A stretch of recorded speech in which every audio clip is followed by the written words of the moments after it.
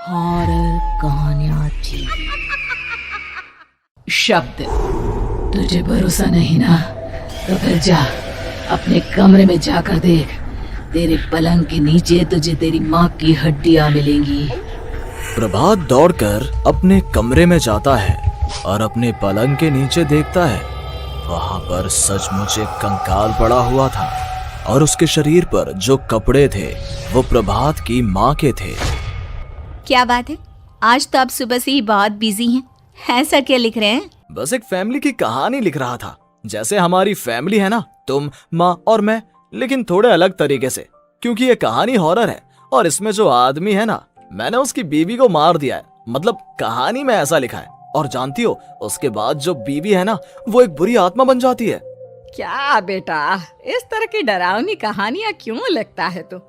जानता है ना, हम जो सोचते हैं, जो लिखते हैं, हमारा दिमाग पूरा दिन वैसा ही होता रहता है। माँ, परेशान होने वाली क्या बात है? राइटर हूँ मैं, मेरा तो काम है कहानियां लिखना। और वैसे भी ये सिर्फ एक कहानी है माँ, कोई सच नहीं है। उसके बाद कुछ दिन बीत जाते हैं। एक रात प्रभात को अपने ऑफिस से लौटने में देरी हो जाती है। रात के लगभग 12 बजे हुए थे। प्रभात जैसे ही अपने घर पहुंचता है, उसने देखा कि उसकी पत्नी दुर्गा डाइनिंग टेबल पर उसका इंतजार कर रही है। आ गए आप? कब से आपका इंतजार कर रही थी। देखिए ना, खाना भी ठंडा हो गया है। अरे दुर्गा, आज तुमने अपने इतने लंबे लंबे बालों को खोलकर क्यों रखा है? तुम तो हमेशा अपने बाल बांध कर रखती हो। वो क्या है ना प्रभात, जब इंसान अपनी जिंदगी से मुक्त हो जाता है ना, तो उसे दूसरे सारे बंधन खोल देने चाहिए। इसलिए मैंने अपने बालों के बंधन भी खोल दिए। ये तुम किस तरह की बातें कर रही हो? तुम ठीक तो हो? मैं बिल्कुल ठीक हूँ प्रभात। अच्छा चलो खाना खाओ। वो क्या है ना दुर्गा, मुझे भूख नहीं है। ऑफिस में कुछ खा लिया था। कोई बात नहीं, मैं तुम्हारे लिए एप्पल काट देती हूँ, एप्पल खा लो। नहीं दुर्गा, मुझे नहीं खाना है, मेरा मन नहीं है यार। तभी अचानक से दुर्गा अपने हाथ में एक बड़ा सा चाकू लेकर प्रभात पर हमला कर देती है। प्रभात अपने आप को बचाने की कोशिश करता है। आज मैं तुझे नहीं छोड़ूंगी, तुझे अपने साथ लेकर जाऊंगी अपनी दुनिया में। ये क्या बोल रही हो तुम? तुम्हारा दिमाग खराब हो गया है। आखिर तुम हो कौन? दुर्गा अपनी गर्दन टेढ़ी करते हुए बोलती है। मैं दुर्गा हूँ, तुम्हारी पत्नी। ध्यान से देखो मेरी आंखों में।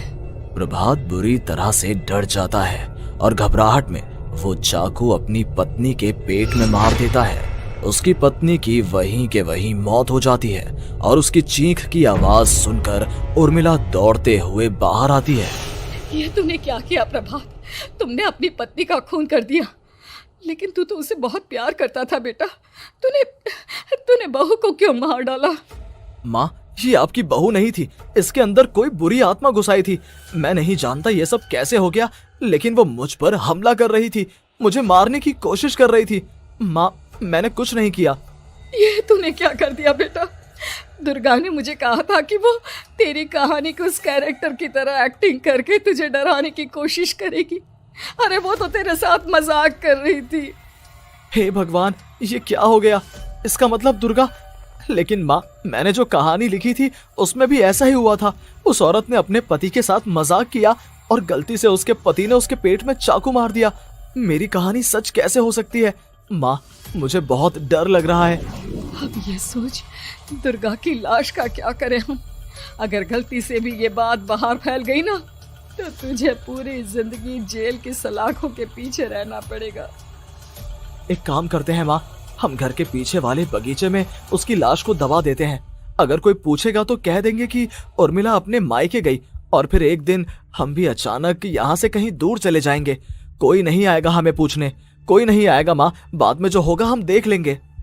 प्रभात अपनी माँ उर्मिला की मदद से दुर्गा की लाश को अपने घर के बगीचे में गाड़ देता है। कुछ दिन तो ऐसे ही बीत जाते हैं, लेकिन एक दिन अचानक रसोई से आ रही कुछ आवाजें सुनकर प्रभात की नींद खुलती है। प्रभात ने देखा कि वहां पर एक लंबे बालों वाली औरत दूसरी तरफ चेहरा करके खड़ी हुई थी। कौन है? कौन है वहां पर? अरे कौन हो तुम? मैं दुर्गा हूँ प्रभात। क्या हुआ? मुझसे इस तरह के सवाल क्यों कर रहे हो तुम? तुम दुर्गा नहीं हो सकती। दुर्गा तो प्रभात, मैं तुम्हारी पत्नी हूँ, तुम मुझे कैसे भूल सकते हो? 4 दिन के लिए मायके क्या चली गई, तुम तो मुझे भूल ही गए। अब अगली बार ना मैं कहीं नहीं जाऊंगी। पता चला तुमने तो मुझे पहचानने से ही इनकार कर दिया। नहीं, तुम दुर्गा नहीं हो सकती। तुम दुर्गा हो ही नहीं सकती। मैं जानता हूँ ये सब क्या हो रहा है। मैंने अपनी कहानी में लिखा था कि उस आदमी की पत्नी की मौत के बाद एक बुरी आत्मा उसका रूप लेकर उसके घर में आ जाती है। तुम वही हो ना? और अचानक से खूबसूरत दुर्गा का चेहरा काला पड़ जाता है। उसकी आंखें लाल हो जाती हैं और पूरे शरीर पर बाल, लंबे नुकीले नाखून, उसके दोनों पैर उल्टे हो जाते हैं और बेहद डरावनी आवाज में वो चिल्लाकर कहती है, बुरी आत्मा, मेरा खून करके मुझे अपने ही घर में गाड़ कर तू मुझे बुरी आत्मा कह रहा है? मैं तुझे छोड़ूंगी नहीं। और अचानक से प्रभात के घर में बेहद डरावनी आवाजें गूंजने लगती हैं। घर में चारों तरफ बहुत सारी बुरी आत्माएं नजर आने लगती हैं। प्रभात घबरा कर अपनी माँ को आवाज देता है, माँ कहाँ है आप? जल्दी आइए माँ, देखिए ना ये सब क्या हो रहा है। प्रभात ने देखा कि अचानक से उसकी माँ कमरे से दौड़ कर आती है। क्या हुआ प्रभात? और ये लोग कौन है? इन सब की गर्दन टेढ़ी क्यों है? इनके बाल खुले हुए। प्रभात, ये सब लोग तो मुझे मरे हुए नजर आ रहे हैं। हाँ माँ, ये सब लोग मरे हुए ही हैं और ये ठीक वैसा ही हो रहा है जैसा मेरी कहानी में हुआ था। लेकिन मेरी कहानी के हिसाब से तो आप भी। अचानक से उर्मिला का रूप बदल जाता है। वो भी एक डरावने साए की तरह बन जाती है और बेहद डरावनी आवाज में चिल्ला चिल्ला कर कहती है, मर गई तेरी माँ। जानता है, कल रात जब तू सो रहा था ना, तो मैंने उसके शरीर का सारा खून पी लिया। अब बस हड्डियां बची है उसके शरीर में। नहीं, ऐसा नहीं हो सकता। ऐसा बिल्कुल नहीं हो सकता। मेरी माँ नहीं मर सकती। तुझे भरोसा नहीं ना? तो फिर जा, अपने कमरे में जाकर देख। तेरे पलंग के नीचे तुझे तेरी माँ की हड्डियां मिलेंगी। प्रभात दौड़कर अपने कमरे में जाता है और अपने पलंग के नीचे देखता है। वहां पर सचमुच एक कंकाल पड़ा हुआ था और उसके शरीर पर जो कपड़े थे वो प्रभात की माँ के थे। माँ, अब मुझे कुछ करना पड़ेगा। लेकिन मेरी कहानी में लिखा था कि माँ की मौत मेरे हाथों से होगी, पर माँ तो पहले ही मर चुकी है और वो बुरी आत्मा मुझे भी मार देगी। नहीं नहीं, इससे पहले कि वो मुझे कुछ करे, मुझे उसका काम खत्म करना होगा। प्रभात अपने हाथ में बड़ा सा चाकू लेकर उस बुरी आत्मा पर हमला कर देता है जिसने प्रभात की माँ का रूप लिया हुआ था, और अगले ही पल वो नीचे गिर जाती है और उसके शरीर से खून बहने लगता है। ऐसा नहीं हो सकता। एक बुरी आत्मा के शरीर में तो खून होता ही नहीं है। तो क्या सच में मैंने अपनी माँ को मार दिया? लेकिन अभी कुछ देर पहले तो फिर वो कंकाल किसका है? और ये कौन है? मैं पागल हो जाऊंगा। और अपनी माँ की लाश, इसका मैं क्या करूं? लोग पूछेंगे तो मैं क्या जवाब दूंगा? तभी वहां पर दुर्गा का रूप लेकर जो आत्मा थी उसने प्रभात से कहा, गाड़ दे अपनी माँ को ले जाकर उसी जगह जहाँ तूने मेरा खून करके मुझे गाड़ दिया था। जा, चला जा। घबराया हुआ प्रभात पागलों की तरह अपनी माँ की लाश को लेकर बगीचे में गाड़ देता है। प्रभात की हालत पागलों जैसी हो जाती है। वो अपने आप को अपने घर में बंद कर लेता है। कहानी के हिसाब से तो आगे ये हुआ था कि कहानी लिखने वाले ने उन बुरी आत्माओं से डरकर आत्महत्या कर ली थी। तो क्या मैं भी मर जाऊंगा? क्या मैं भी आत्महत्या कर लूंगा? एक काम करता हूँ, मैं अपनी कहानी का अंत बदल देता हूँ। हाँ, ये मैंने पहले क्यों नहीं सोचा। मैं लिख दूंगा कि कहानी को लिखने वाला आत्महत्या नहीं करता, बल्कि कहीं दूर जाकर नए सिरे से अपनी जिंदगी शुरू करता है। यही सोचकर प्रभात ने अपनी लिखी हुई कहानी को बाहर निकाला और उसे पढ़ना शुरू किया। ये देखकर वो हैरान रह गया कि कहानी का क्लाइमैक्स तो किसी ने पहले ही बदल दिया था। ये क्या? इसमें तो लिखा हुआ है कि आखिर में उस लेखक की पत्नी और माँ दोनों बगीचे में जिंदा दफन थे। बुरी आत्माओं ने उनको कैद करके रखा था और वो लेखक अपनी माँ और पत्नी दोनों को जिंदा बाहर निकाल लेता है। लेकिन ये सब लिख किसने दिया? प्रभात दौड़कर बगीचे में जाता है और वहां पर खुदाई करना शुरू कर देता है। प्रभात देखता है कि वहां पर लकड़ी के 2 बड़े संदूक हैं और उनके अंदर से आवाजें आ रही हैं। प्रभात, प्रभात बचा लो मुझे, अगर थोड़ी देर और हो गई तो वो मुझे छोड़ेगी नहीं।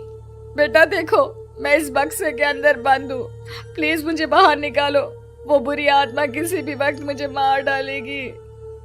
प्रभात वो दोनों बक्से बाहर निकालता है और अपनी पत्नी और माँ दोनों को आजाद करवा लेता है।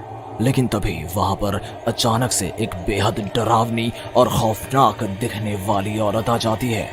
तुझे क्या लगा था इतनी आसानी से अपनी पत्नी और माँ को बचा लेगा? बस 5 मिनट और उसके बाद अमावस का चांद आसमान में आने ही वाला है। लेकिन तूने इन दोनों को बाहर निकाल लिया, अब तुझे मरना होगा। नहीं, मैं जानता हूँ मैं नहीं मरूंगा, और अब आगे क्या करना है ये भी मुझे पता है। प्रभात, ये बहुत खतरनाक है, हमें मार डालेगी। प्रभात, चलो यहाँ से। नहीं दुर्गा, अब मुझे अच्छी तरह से पता चल चुका है कि इस बुरी आत्मा से हम कैसे पीछा छुड़वा सकते हैं। और इतना कहकर प्रभात अपने हाथ में पकड़ी हुई सिंदूर की थैली उस बुरी आत्मा के ऊपर उछाल देता है। कुछ ही देर में वो जमीन पर गिरकर राख में बदल जाती है। ये सब क्या हो रहा था बेटा? ये सब तुम्हारी लिखी हुई इस कहानी की वजह से हुआ है ना?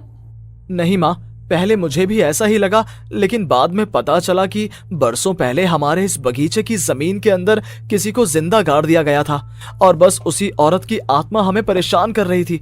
उसी ने मेरे शब्दों में जान डालकर उस कहानी को जिंदा कर दिया था। मुझे माफ कर दो प्रभात, मैंने आपकी कहानी के साथ छेड़छाड़ की थी और उसे बदल दिया था।